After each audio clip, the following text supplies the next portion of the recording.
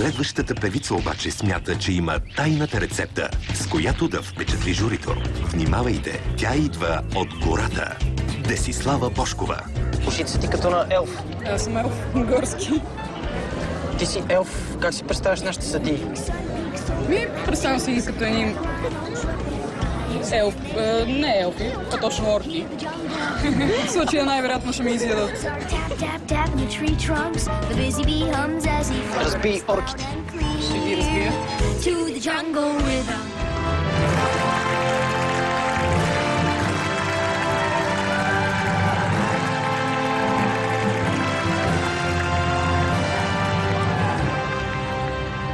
Много книги или много филми? Много Лейди Гага, според мен. Не, грешите. Елфче съм. Как се казвате, елфче? Десислава Бошкова. Откъде? От София. На колко години? На 18. Имаш ли си елфско име?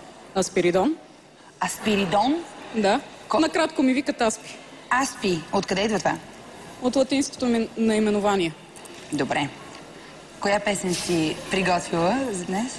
Епика Cry for the Moon. Заповядай. Окей.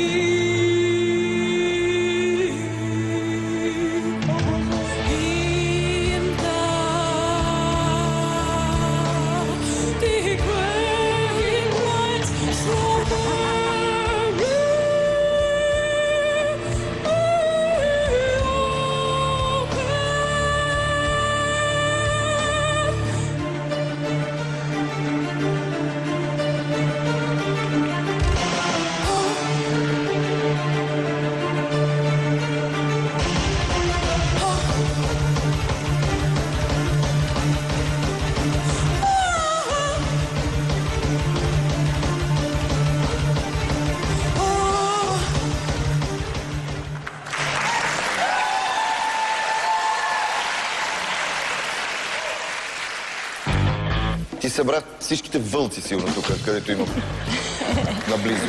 Кучета и всичко стане. Тебе Бьорк харесва ли ти? Кое? Бьорк. Може би не съм я чувала. Опа. Лошо. Погледни я нея и ще разбереш как се прави ексцентричност и елфове. Но дали ще може и втората песен да поизпея малко от нея? Няма смисъл. За мен лично няма смисъл. Аз давам не.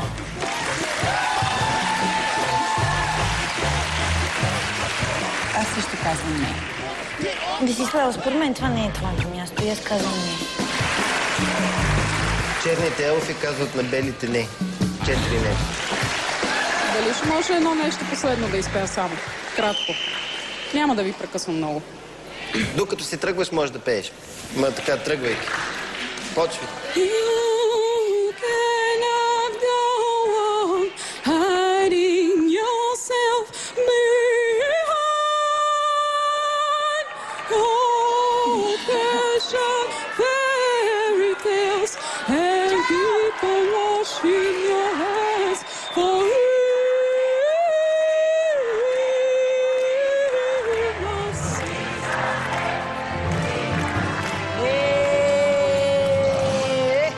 Те не знаят какво е талант. Аз съм сигурна, че имам талант в себе си и вярвам само в себе си. Десислава си отиде сърдита като орка, но вие не си отивайте.